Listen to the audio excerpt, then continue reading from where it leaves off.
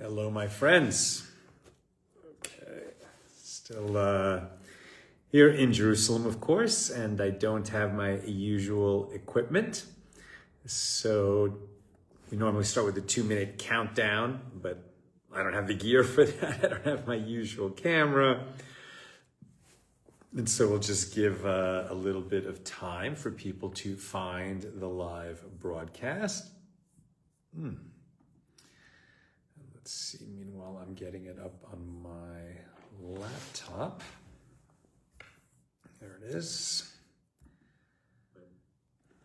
Right. Okay, so gradually people will find it. We'll give it the usual 2 minutes. We just don't have a counter. And so where are you tuning in from? That's what we always ask. Who are you? Where are you tuning in from? And hopefully the program is getting shared into our usual groups. We don't have the YouTube, which is what the notification on the AT app normally points to. But I think we've been able to make an adjustment, and the app notification will just tell people to come to the Facebook page. Welcome Clay Cordell, who is praying for everybody and tuning in from South Carolina. Welcome. Yehudit in Florence, South Carolina. Good to see you there. Sal, please be safe. Amen. Amen. And Lorraine from Texas. And yeah, let's all say a little prayer that we get through tonight's class without a siren. We had less in the last few days than we had on Saturday and Sunday, but slight uptick today. So today was Shushan Purim. So Purim was yesterday, Tuesday, outside of walled cities that had walls around them at the time that Joshua led the children of Israel into the land of Israel. But Jerusalem was one of those ancient cities that had a wall around it. And so here, Purim is celebrated a day late. So we had Purim today, last night and today. I went to a Megillah reading in a private home because the synagogues are closed. The Kotel, the Western Wall, is closed. I wouldn't say the streets are deserted, but it's nothing like normal activity here. So we had a Megillah reading this morning in a private home. Then I had the great fortune of, or the great privilege, let's say, of going to a place called the Michael Levine Base, which is a facility that provides support services to lone soldiers and Benot Sherut, which are volunteers. So, it's just wonderful. I mean, providing these kind of services, and I was able to meet some of the people involved there. And then in the afternoon, I went to a Purim Suda. That's one of the mitzvahs, one of the commandments of Purim is to enjoy a meal. And that was in the old city, some old friends. And we had 2 sirens during that meal, and 2 sirens actually before I got over to that meal. So, when the sirens, it's 2 steps. First, there's a warning that a siren may come, and sometimes it doesn't. And then the siren either comes or doesn't, usually yes. And then when the siren comes, we got to go. So if we get a siren during the show, I'll just have to stop it. Usually we're in the shelter in this hotel. It's kind of like a 2-minute walk. Over there, and usually we're in there like 15, 20 minutes, somewhere between 10 and 20 minutes. Sometimes there's a double, there's a siren, we're in there, then there's another one. So anyway, let's pray there's no siren today. Yehuda in South Carolina, Lorraine in Texas. Where else are people tuning in from? Always good to know, but it's 10:04. Patrice says, Shalom Sal, please stay safe. Amen. And, let's not waste any time. Our daf today is page 46 here in Tractate Menachot, the 30th volume of the Talmud, continuing our discussion of Mishna number 4. in chapter 4, and here we're talking about the additional sacrifices of Shavuos and the linked sacrifices of the 2 loaves and the 2 sheep that are brought as peace offerings on the festival of Shavuos. And so the question is, if something happens to some of the offerings, do we still offer the other ones, or is it disqualified? Do we have to bring a new set of offerings? This is the general topic. We're picking this up at the very bottom of page 45b, and then we'll be moving into page 46, our page today. Okay, with regard to the dispute in the Mishnah about whether failure to sacrifice the 2 sheep of Shavuos as peace offerings prevents the bringing of the 2 loaves, or vice versa, which we started to talk about 2 days ago. So about this, Rabbi Yochanan says, everyone concedes, and now we're on page 46a, that if they became bound to each other, and then one of them became lost, that the lost item prevents fulfillment of the mitzvah with the other. So even according to the opinions that say that if you don't have loaves, you can still bring the sheep, or if you don't have sheep, you could still bring the loaves, right? There's different opinions on this. It sounds like, according to all opinions, that if you get sort of further into the procedure of these offerings, again, we haven't done this in 2,000 years, but when the temple was standing on the festival of Shavuos, the summertime festival, if the 2 sheep and the 2 loaves were bound together, and the Gemara will discuss what that means, once they're bound together, then even according to the opinions that you could bring the sheep without the loaves or the loaves without the sheep, now that they're bound together, if some of the items are lost, you have to get a whole new set of sheep and loaves. Okay? So if they became bound to each other, and then one of them became lost, that the lost item prevents fulfillment of the mitzvah with the other, i.e. the remaining item is unfit, and it must be burned. Rabbi Yochanan clarifies, and what is it that establishes their bond? It is the slaughter of the sheep. If the loaves existed at the time of the slaughter, then the loaves and the sheep are sanctified as one unit. Consequently, if one of them is lost, the other is unfit and must be burned. And this would suggest that if you lost the loaves before the sheep were slaughtered, then at least according to the opinion that says you can slaughter the sheep without the loaves, you could go ahead and do that. Now, with regard to the establishment of the bond between the loaves and the sheep, the sage Ula said that the sages in the West, right, meaning the sages who were teaching and learning in the land of Israel, contrasted with the sages who were learning in Bavel. And what was Bavel? Bavel is what was the area formerly known as Babylonia or Babylon, where Nebuchadnezzar had ruled, but by the time that the sages were living and teaching there, that area was called Persia. This was the Persian Empire, right? So amazing that we're talking about rulings in the Persian Empire and distinguishing them, right? Because it was a Jewish community, a strong and active and vibrant Jewish community in the Persian Empire at this time. And in fact, the Jews in the Persian Empire enjoyed a much greater liberty to live a Jewish life, to learn and live and teach Torah, than the Jews in the land of Israel, because the Jews in the land of Israel were subject to the oppressive regime, the oppressive authority of the Roman Empire. Okay, so Ula said that the sages in the West, in the land of Israel, raise a dilemma. Does waving of the sheep and loaves before the sheep are slaughtered establish a bond between the sheep and the loaves such that if one lost the other, if one is lost, the other becomes unfit, or does it not establish a bond between them? Right? So we said that there is a bond. The loaves and the sheep become bonded at the time that the sheep are slaughtered. Now the suggestion is, well, what about before that? Is there a way to establish the bond before the sheep are slaughtered? And what they're asking now is, well, there is this part of the sheep and loaves of Shavuos, part of that ritual is waving them, right? That the priest takes the sheep and the loaves kind of together and waves them. It's just a wave ceremony. Does that bond the loaves and the sheep? So the Gemara asks, why is there a dilemma about this issue?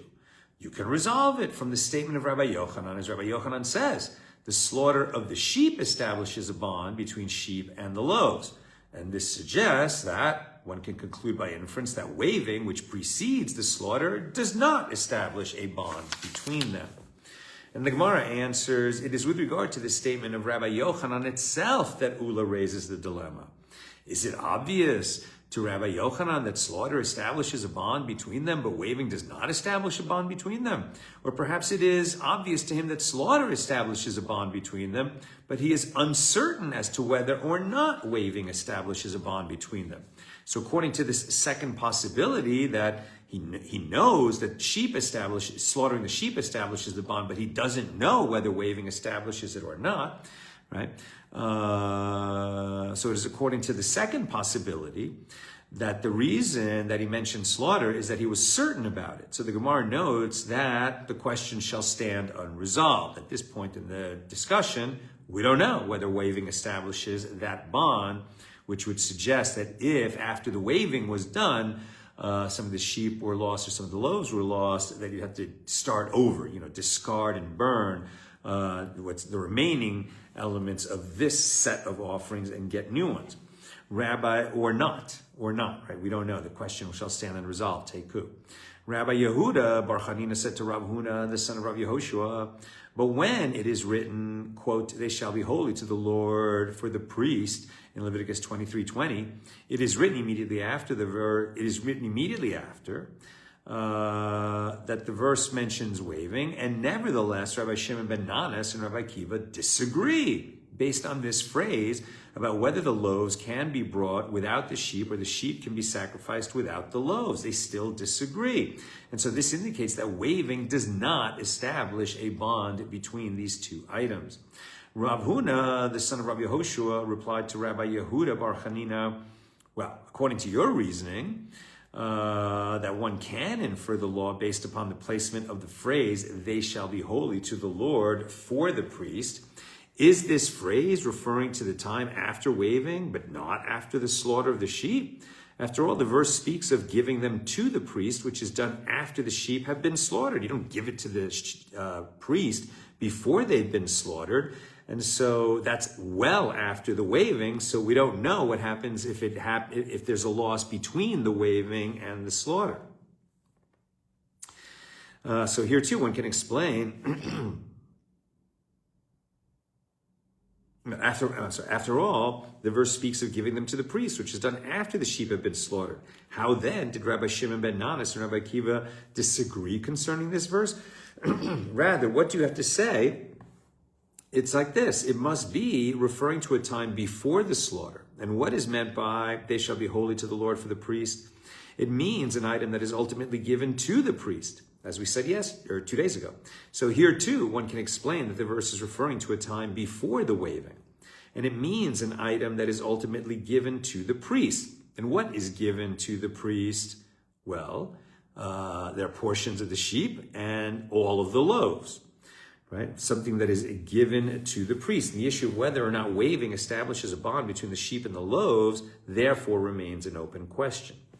So now the Gemara asks, but is it so that slaughter establishes a bond between them? That's what we've been assuming, that slaughtering the sheep establishes the bond. Now the Gemara raises a contradiction to this from a Baraisa concerning a thanks offering, which is a little different than a peace offering, which consists of an animal offering accompanied by 40 loaves. That's what makes it specific. They're both types of peace offerings, but the thanks offering is accompanied by 40 loaves. And the Baraisa states, if one of its accompanying loaves broke before he slaughtered the thanks offering, he should bring another loaf and slaughter the thanks offering. Okay, he doesn't have to, the thanks offering isn't disqualified, but he can't offer it until he replaces the lost loaf of bread.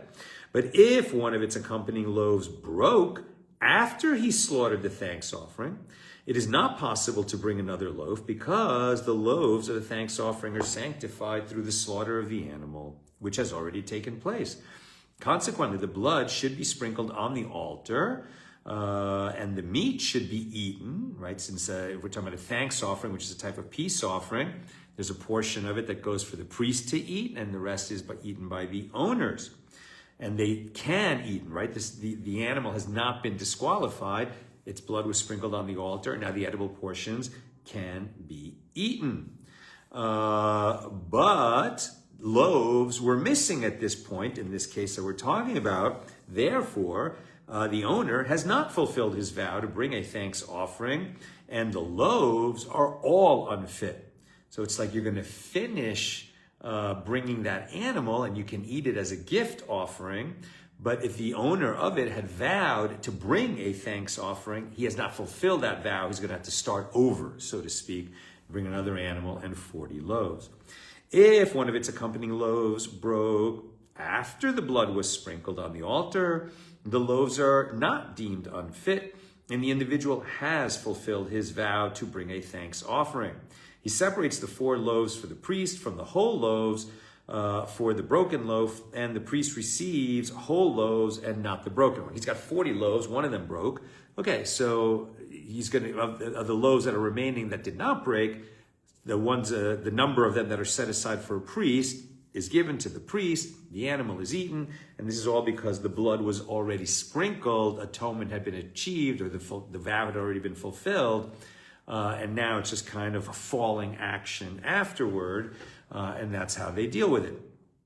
Now the Brisa continues, if one of its accompanying loaves left the confines of the walls of Jerusalem before he slaughtered the thanks offering, it is not unfit, because the loaves were not yet sanctified by the slaughter. Therefore, he brings it back into the city and he slaughters the thanks offering. Okay, one of the loaves left the walls of Jerusalem. You wait until it comes back and then you proceed with the offering. If one of its accompanying loaves left the confines of the walls of Jerusalem after he slaughtered the thanks offering, now the loaves are rendered unfit because they had been sanctified by the blood of the animal offering being offered on the altar. And now those loaves are meant to be eaten within the confines of Jerusalem. So if one of those loaves has left the confines of Jerusalem, it is not only is that loaf rendered unfit, but all of the loaves are rendered unfit, which is interesting. So I'm sorry. Well, I'm not sure if I said, wait a minute. I don't know if we said that. What I said was, if one of its accompanying loaves left the confines of the walls of Jerusalem once he slaughtered the thanks offering, the loaves are rendered unfit. So it sounds like all the loaves. Yes, what I said. So consequently, the blood should be sprinkled on the altar and the meat should be eaten.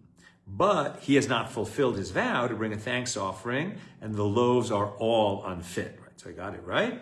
And he's going to, so again, we finish the offering, so to speak, as a gift offering. But if he vowed to bring a thanks offering, he's got to get another animal and another 40 loaves.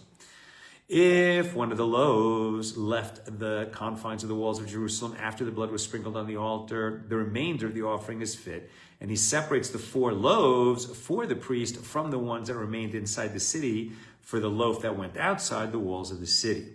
If one of its accompanying loaves became impure, right, came into contact with some source of impurity, like, a sheretz was found within the confines of the temple, and it touched this bread, or one of the priests dropped dead, and the loaf came into contact with him, became tamei.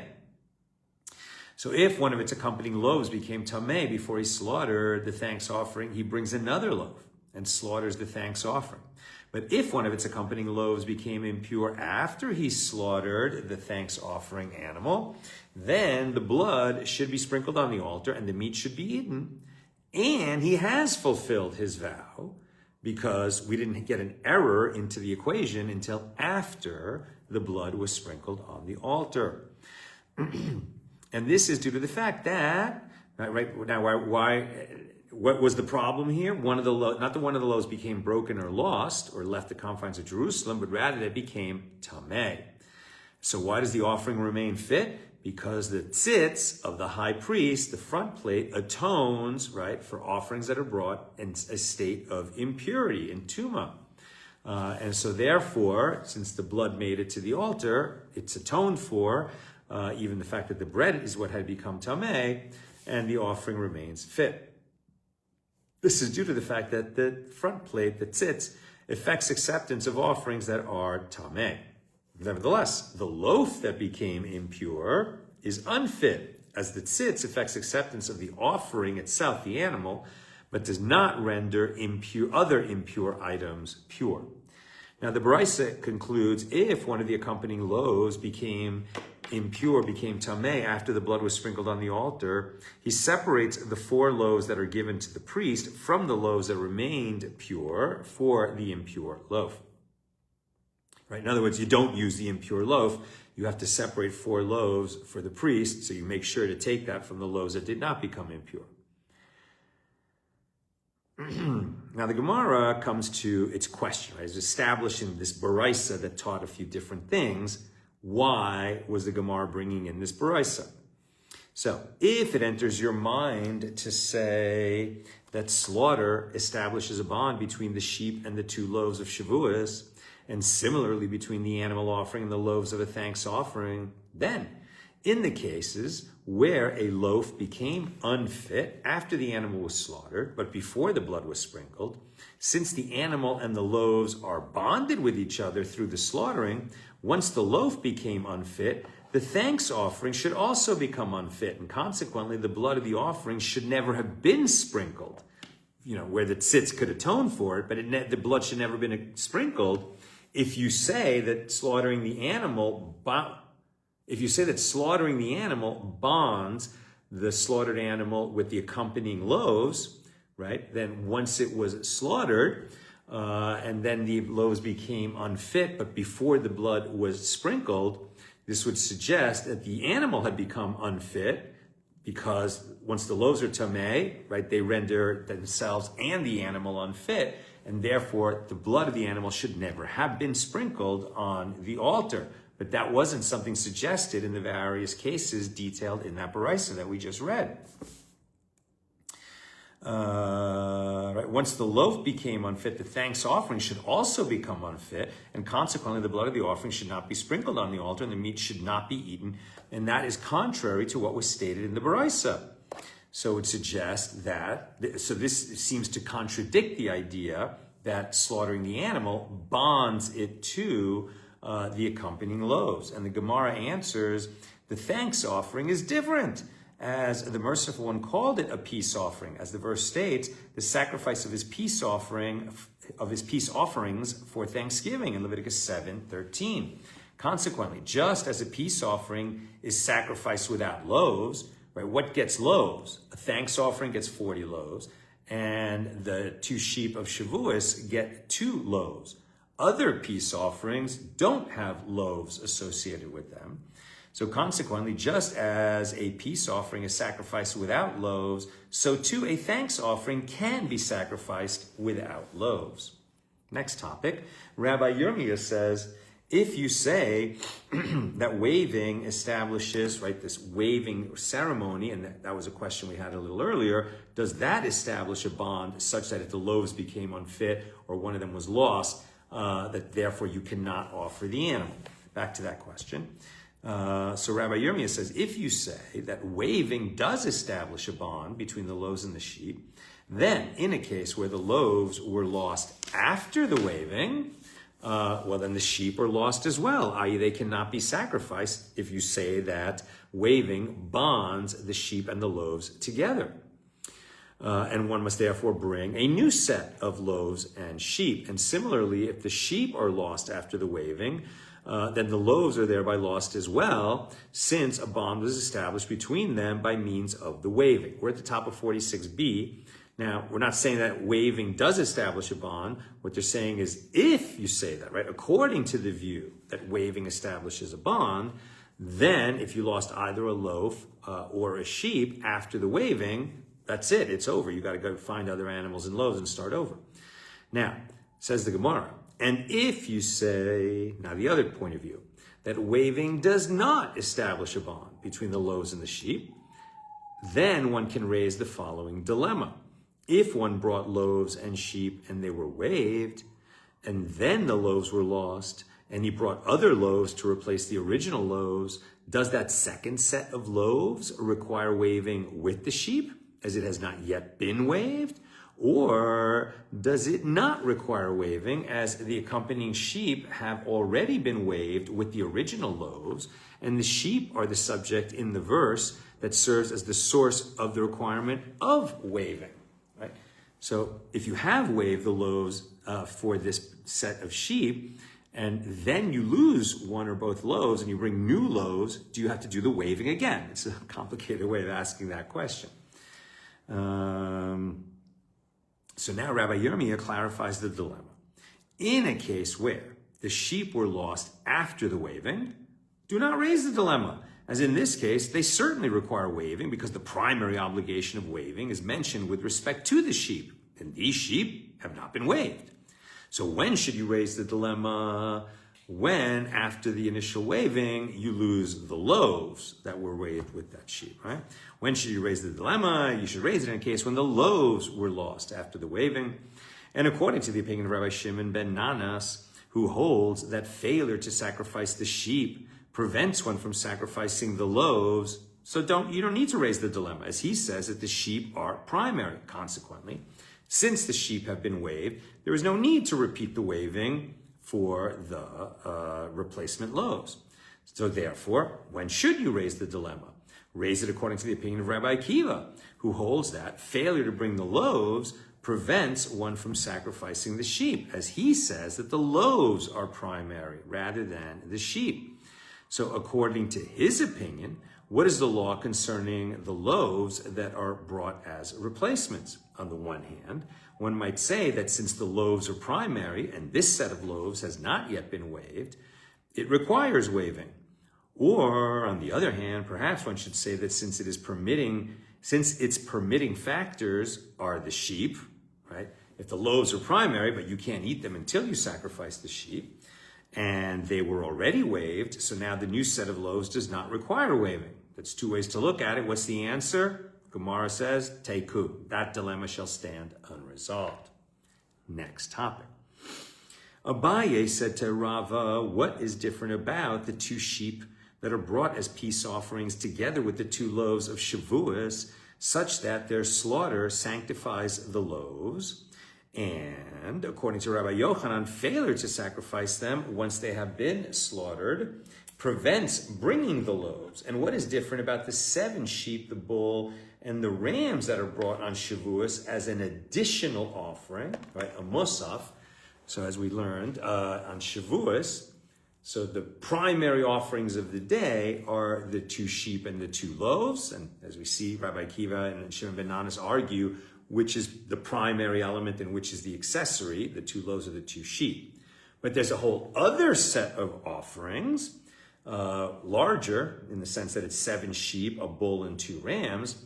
But those are the musaf offerings, the additional offerings of Shavuos, not the primary offerings of the day at all, nor are they considered accessories or ancillary to the 2 sheep and 2 loaves. These are just the additional offerings of the day. And about those additional offerings, if you lose some of them, you can bring the rest. If you lose some of them, you can still do the 2 sheep and 2 loaves. So let's go back to the musaf, these additional offerings.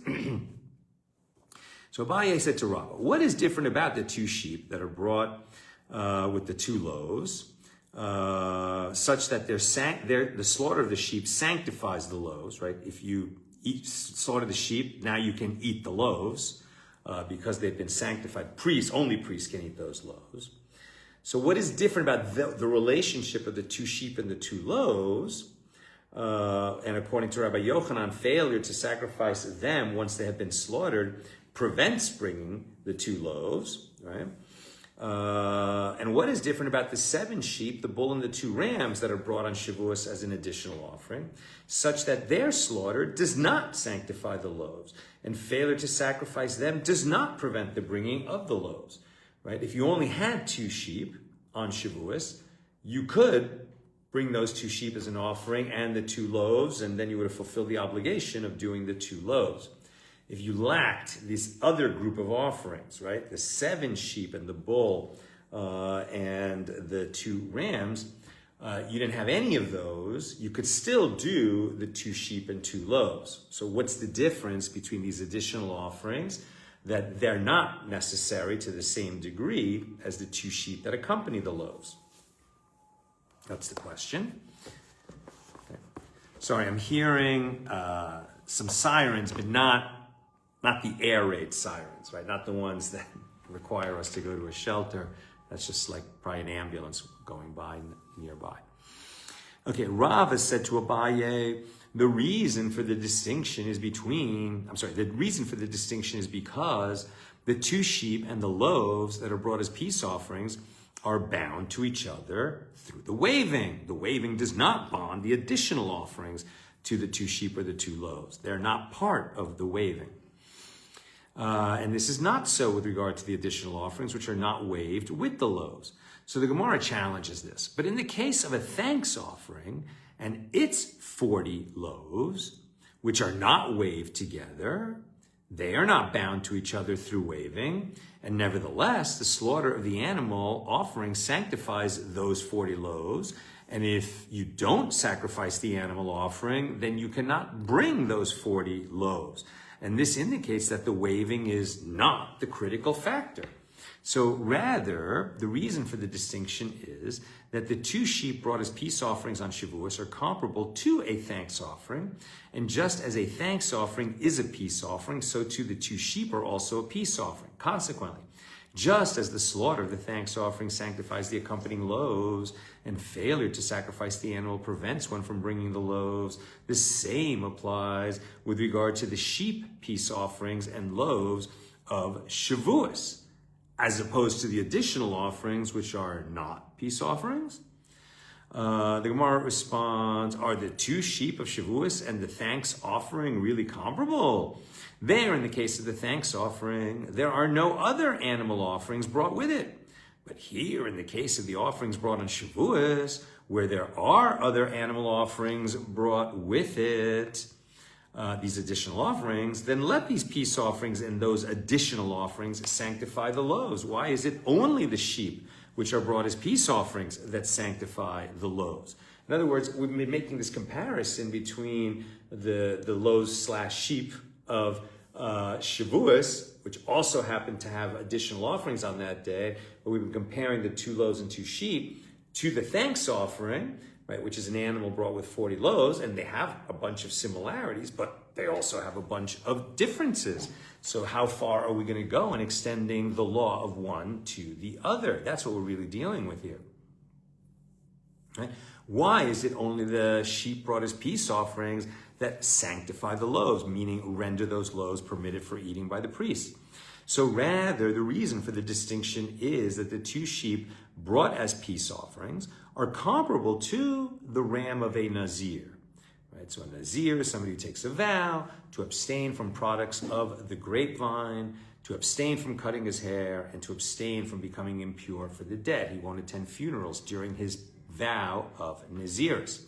When he finishes the days, counting the days of his Naziris vow, then he has to bring certain offerings before he can start to cut his hair and drink wine again. So among the offerings that a Nazir brings at the end of his period of Naziris is the ram, which is sacrificed as a peace offering when he completes his term of Naziris. In addition to a lamb that he sacrifices as a burnt offering, a female lamb that he brings as a sin offering, and the loaves of a Nazir. So just as in the case of the ram of the Nazir, even though there are other offerings brought with it, nevertheless, it is the slaughter of the peace offering that sanctifies the loaves of the Nazir, and not the slaughter of any other of these animals that he brings. So here too, the law is no different, and it is especially the slaughter of the peace offerings that sanctifies the loaves. And the Gemara asks, and there in the case of the offerings of the Nazir, from where do we derive that it is specifically the slaughter of the peace offering that sanctifies the loaves? How do you know that? There's a whole bunch of offerings that he's bringing. How do you know that it's the peace offering, the ram brought as a peace offering, that is the one of the group of offerings that is the one that actually sanctifies the loaves for eating? And the Gemara answers, this is as it is taught in Brisa concerning a verse stated with regard to the offerings of the Nazir. And he shall offer the ram for a sacrifice of peace offerings to the Lord, with the basket of unleavened bread. Sounds like that is the offering that is joined with the bread in Numbers 6:17. Now this verse, which connects the ram and the loaves, teaches that the basket of the Nazir loaves comes as an obligation for what? For the ram, which is a peace offering.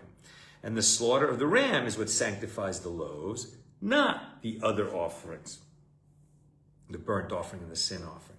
Therefore, if the slaughter of that peace offering ram was unfit, for example, in the case where he slaughtered the ram not for the sake of a peace offering, then the loaves were not sanctified and are not permitted for eating. Next topic. The Mishna teaches that according to Rabbi Akiva, failure to sacrifice the 2 sheep brought as peace offerings on Shavuos does not prevent sacrifice of the loaves, right? Distinguishing Rabbi Akiva's opinion from Rabbi Shimon ben Nanas, who held the reverse, right? For Akiva, failure to sacrifice the 2 sheep does not prevent the loaves, right? So for Akiva, the loaves are primary. If you don't have the sheep, you can still bring the loaves. Shimon ben Nanas would say the opposite. So consequently, if there are no sheep, the loaves are sacrificed by themselves. Concerning this, the sages taught in a baraisa, in a case where the 2 loaves are brought by themselves, they should be waived. They should then be left overnight so that their form decays, i.e. they become disqualified, and then they are brought out to the place of burning like any disqualified offering. So according to this, sounds like, well, you can't, right? Yeah, so this sounds like this ruling disagrees with Akiva, right? That if you don't have the sheep, you can't bring the loaves. But you started the process with the loaves, so what are you going to do with them? You're going to have to first let them decay, right? Just kind of like grow stale, so that they're no longer choice loaves, like what you would need to bring as an offering. And at that point, you can dispose of them respectfully through burning in the place of burning for disqualified loaves in the Holy Temple. So concerning this, the sages taught in a baraisa, in a case where the 2 loaves are brought by themselves, they should be waived. They should then be left overnight so that their form decays, they become disqualified, and they're brought out to the place of burning. Right? So you still waive them even though you don't have the sheep, but you're not going to be able to go any further in the offering than that. Now the Gemara challenges, whichever way you look at it, this is problematic. If the loaves are brought and waived in order to be eaten, well, then why would you leave them to decay and then be burned, right? The loaves were brought. You said we could do that without sheep. Even if we have no sheep, we could bring the loaves. How do you prepare how do you essentially sacrifice the loaves, right? You waive them, according to this. If you've got the loaves but no sheep, okay, you waive them, and then that's the service that you did with them since you didn't have sheep. But because you don't have the sheep, one view is, okay, now you just let them get stale and then you burn them. But now the Gemara is saying, why? If waiving is a thing that we do to render them permissible for eating, even in the absence of sheep, then why not just eat them? Right? Whichever way you look at it, this is difficult. If the loaves are brought and waived in order to be eaten, so let the priest eat them rather than burn them. But if they are brought only to be burned, not eaten, then let the priest burn them immediately. Why are they left to decay? If you're going to use them as a sacrifice like other meal offerings that are burned, so why not just go and burn them? Why are we saying, no, you can't sacrifice them through burning. You can waive them, but then you're not sacrificing them anymore. They're not fit for that because they're unaccompanied. So that's why you let them go stale and burn them not on the altar, but in another place where we just dispose of unfit offerings respectfully, but by burning, not on the altar. So Rabbah said, actually, the loaves are brought and they are waived. And for what purpose? To be eaten.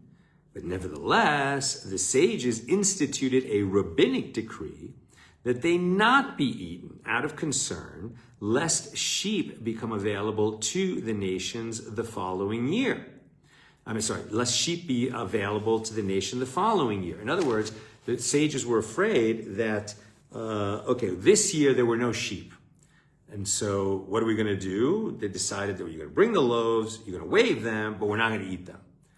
And it's not because they're unfit for eating. According to Rabbi Akiva's opinion, you can eat them, even without the sheep. Waving is what prepares them for eating, but the sages said it interfered, right? Interrupted the process here and said no, because if we allow this, then in future years, people might look back on this year and say, oh yeah, well, they didn't have sheep. They didn't bring sheep. So they just brought the loaves and waved them. Now, the reason they didn't bring sheep and slaughter them is because there were no sheep. Now, in a future year, they might have sheep, but they might say, hey, you know what do we need to sacrifice sheep for? Very expensive. We could keep them. We could eat them. Last year, they didn't bring sheep. So this year, we won't bring sheep. Having lost sight of the fact that last year no sheep were brought because no sheep were available, and now when sheep are available, they're going to continue to do the same practice. Lest that happen, the sages decreed that in a situation where there are no sheep, we bring the loaves, we wave them, but then we don't have the priest eat them. Rather, they're left to decay, and then they're burned in the place of burning. By doing this, making them sit out to decay, people will come to understand that, there was an issue here. What was the issue? They might ask a few more questions. What was the issue? And then they were told there were no sheep, and that's why we did it this way. Now, the reason I'm focusing on this a little bit and making it clear is because, since I run a page called Accidental Talmudist, occasionally people come and comment, usually Jew haters, sometimes people with respectful questions, and say, these rabbis overruled a law that's in the written Torah that came from God, and therefore the Jews are following the laws of man over the laws of God. No, that is not what happened at all, right? The rabbis, when they issue an ordinance, it's always to protect us from coming to violate a law given to us by God. And here you can see how that works. They said, okay, since there's no sheep, we're going to make a specific ruling for that situation. And even though the bread could be eaten, we're not going to eat it, which is sad. The priest won't get to eat those loaves this year, but at least there was, the visible ritual in the Holy Temple that people who were witnesses there could see that the bread was brought, it was waved, and then it was set aside and ultimately burned in the place of burning rather than on the altar. So why? Something was wrong, and if somebody is curious enough to find out, well, what happened, they'll be told, we didn't have sheep this year.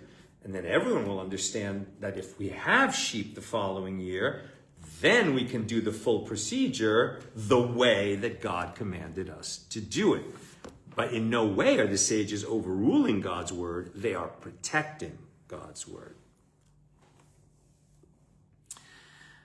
Rabbah said, from where do I say this? I.e., what is the source for my statement that's why the sages issued that ordinance?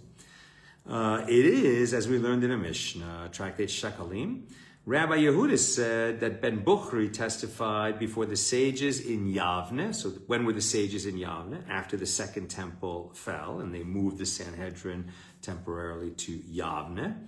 Any priest who contributes his half shekel is not considered a sinner, despite the fact that he is not obligated to do so. How is this relevant? Let's keep reading. Rabbi Yehuda said that Rabbi Yochanan ben Zakkai said to Ben Bukhari, that is not the case. Rather, any priest who does not contribute his half shekel is considered a sinner, because priests are like all other Jews, and when there's a census taken, or when there's this annual tax for the maintenance of the temple, every Jew contributes a half shekel, including the priests. Right? So why would you think that the priest giving or not giving why would they have a different outcome? Why would there be a distinction in how the priests fulfill this law than every other Jew? So let's keep reading. Right, Rabbi Yehuda added that Rabbi Yochanan ben Zakkai said to Ben Bukhri, no, that is not the case. Right, the way it was first stated is any priest who contributes his half shekel is not considered a sinner. He's not considered a sinner. Why would we think he's a sinner? So now we're going to explain, right? No, this is not the case. Rather, any priest who does not contribute his half shekel is considered a sinner. He's like all other Jews, as they are obligated in the mitzvah like all other Jews. But the priests who do not contribute the half shekel interpret this following verse to their own advantage in order to excuse themselves from the mitzvah, right? So there's a reason why priests might not contribute that half shekel like everybody else. And what is that? What are the circumstances? What is the situation? So the verse states, quote, and every meal offering of the priest shall be wholly made to smoke, wholly like entirely, right? Shall be entirely made to smoke. It shall not be eaten, right? So meal offerings of regular Jews, part of it is burned on the altar and part of it is eaten by the priests. But when a priest brings his own meal offering, he doesn't eat any of it. It is entirely consumed on the altar. It shall not be eaten. So those priests who want to take advantage of that law would claim as follows. Since the Omer offering and the 2 loaves, i.e. the public offering of 2 loaves from the new wheat, which is brought on the festival of Shavuos, and the showbread that is placed on the table in the sanctuary and replaced every Shabbos, which are all meal offerings, since they are ours, right? Meaning the priest is speaking, and the right to eat these kinds of offerings is only for the priests. Since they are ours, then if we contribute half shekels like everybody else, we will have partial ownership of these communal offerings as they are purchased with the half shekels of the population. How then can they be eaten? They would then be regarded as the priest's meal offerings, which we just learned have to be burned entirely and are not eaten at all. Right? So if priests have, as members of the population, contributed to an offering that that is normally eaten by priests, but when that kind of offering is brought by a priest, it has to be burned entirely on the altar and not eaten by the priest. Now we've arrived at a dilemma, right? We've got a paradox here. How are we going to deal with it? So Rabbah discusses this Mishnah. What are the circumstances of these 2 loaves? If we say that the Mishnah is referring to a case where they are brought with the animal offering, i.e. the 2 sheep brought as peace offerings, why shouldn't the loaves be eaten? Is that to say that priests cannot volunteer to bring a thanks offering and its loaves and eat them? Just as the loaves that accompany a thanks offering may be eaten, even if brought by a priest, the same law should apply to the 2 loaves when they accompany sheep brought as peace offerings. In other words, okay, when priests bring a meal offering, unlike other meal offerings, they don't eat part and burn part, they burn all of it. Okay, that's when meal offerings are brought by themselves. But there's plenty of other offerings, which even if it's brought by a priest, part that is eaten by priests continues to be eaten by priests. So rather, is it not referring to a case where the 2 loaves are brought by themselves without animals, because there are no animals that year? And the Mishnah teaches that the priests claimed, how can they be eaten? So apparently, in principle, the loaves come to be eaten. But due to the rabbinic decree, they are not eaten, and they are left overnight until their form decays, suggesting a different rationale for why they're left overnight and their form decays than just the fact that the animals were not present. So Abaye said to Rabbah in response, actually the Mishnah can be interpreted as referring to loaves that are brought with the animal offering, and therefore it does not prove that when the 2 loaves of Shavuos are brought by themselves, they may be eaten.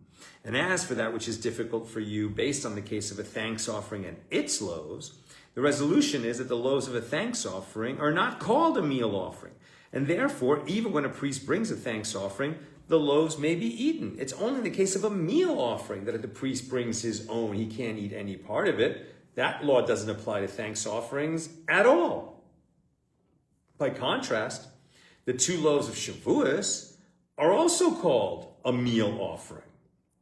As it is stated with regard to the 2 loaves, also in the day of the first fruits when you bring a new meal offering to the Lord, referring to the loaves of Shavuos. So this would suggest, they're not going to be treated like peace offerings or thanks offerings. They're going to be treated like meal offerings. Therefore, the priests held that if they would donate half shekels, the 2 loaves would not be permitted to be eaten. So Rav Yosef said a different response to Rabbah's proof. Actually, when the 2 loaves of Shavuos are brought by themselves, they come to be burned, not to be eaten by the priests. And this is the reason why we do not burn them until the following day. It is because one may not burn consecrated items on a festival. We wait till the festival is over. So Abaye said to Rav Yosef, is the burning of the 2 loaves that can't be eaten, that normally would be eaten, but in this case came without animals, and so they're going to be burned? Is the burning of the 2 loaves comparable to the burning of other consecrated items, such that the loaves may not be burned right away for this reason? There, in the case of other consecrated items, this is not their mitzvah, i.e. they are supposed to be eaten, but if they become disqualified, then we have to burn them. Conversely, here in the case of the 2 loaves of Shavuos that are brought by themselves, meaning without animals, where this is their mitzvah, i.e. they are supposed to be burned, right? It's not that they were supposed to be eaten, but they became disqualified because maybe they come into contact with tuma. Rather, the 2 loaves of Shavuos in a year where there are no sheep to accompany them, well, then the procedure is they have to be burned. Again, not on the altar, but in the place of burning elsewhere. That has become their commandment since there are no animals.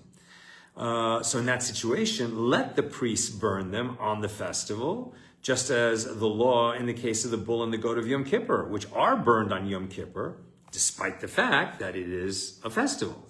We do burn animals during the festival for disposal, not sacrifice, like the bull and the goat of Yom Kippur. So why can't we do it if that's what the mitzvah has become?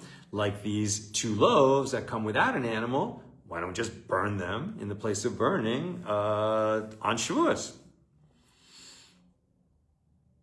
So rather, Rav Yosef said, the reason the loaves are left overnight is due to a rabbinic decree, not to burn them immediately, lest sheep become available to the nation afterward, i.e. later in the day, in which case the loaves could be waived with them, like it gave time to fix the mistake that there were no sheep available. Maybe the sheep were just late getting to Jerusalem, so this would allow them to be brought back into the service. Abaye said to Rav Yosef, that works out well for the entire time period when they may be sacrificed, i.e. until the afternoon daily offering is sacrificed. But after that, let them burn the loaves immediately and not wait until the next day. And Rav Yosef replied, what is the meaning of the phrase in the Baraisa that teaches that the loaves must be left until their form decays? It means that they must be left until the form of their sacrifice has passed. What does that mean? I.e., until after the time when the sheep could have been sacrificed. I'm almost done. Questions or comments, please get them in now.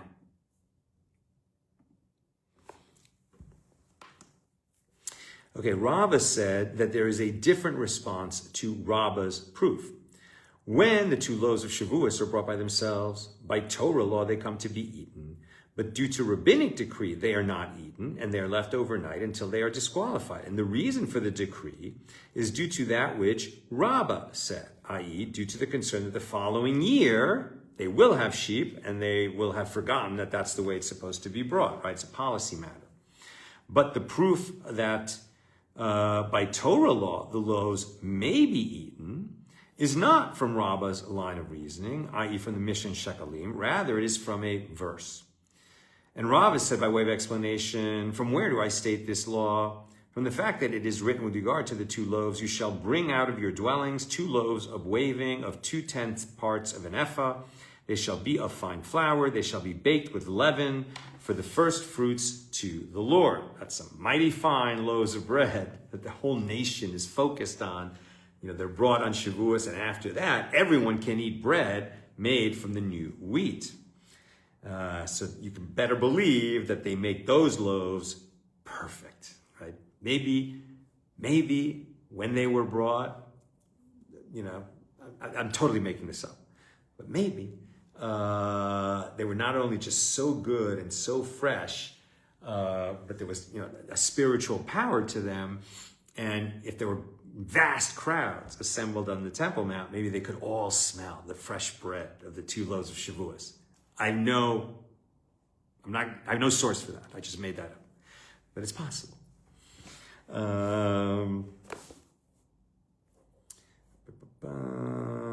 And they're brought as first fruits to the Lord on Shavuos. First fruits here is a metaphor, basically, for this fine first bread, meaning the first wheat of that year. So just as first fruits are brought by themselves, i.e. without an accompanying animal offering, we're talking about bikurim, the first fruits of a farmer's land that actually is producing fruit, right? So bringing the bikurim to, setting aside the bikurim, that's going to allow the rest of the fruit to be eaten. And when the bikurim are brought to the temple on the pilgrimage, they're not accompanied by animal offerings, they're just the bikurim. They also don't go up on the altar. They're not eaten by the priests. They're just used decoratively at the altar. Okay? So just as the first fruits are brought by themselves without an accompanying animal offering, so too the 2 loaves of Shavuos are brought by themselves when there are no sheep available. And learn from this comparison to first fruits that just as first fruits are brought to be eaten, so I was wrong about that, so too the 2 loaves are also brought to be eaten, which is what we're arguing about, even in the absence of the sheep that are brought as peace offerings. Okay, so the bikurim are eaten, the first fruits. I think what I was thinking of is, remember, they were told to bring a lot of grapes to Jerusalem to decorate the town. Maybe they were eaten also, but really the purpose was decorative. At any rate, that's where we will knock off. I'm going to take a couple of comments, or maybe just one is all I'm seeing. But a reminder that, so today is Wednesday, right? Wednesday noon for you, 10 p.m. in Jerusalem for me, noon Pacific. We'll have class on this same schedule tomorrow, Thursday. Then it's not going to work Friday or Saturday. So then we'll meet again on Sunday. I'm on a day-by-day thing. I don't know when El Al is going to resume flight so I can get home and get back to our normal schedule. But, if, for example, I were to be here another week beyond Shabbos, so then the schedule would be Sunday to Thursday at this time, 10 p.m. Jerusalem, noon Pacific. So, but let's go day by day. So that's the schedule for tomorrow, right?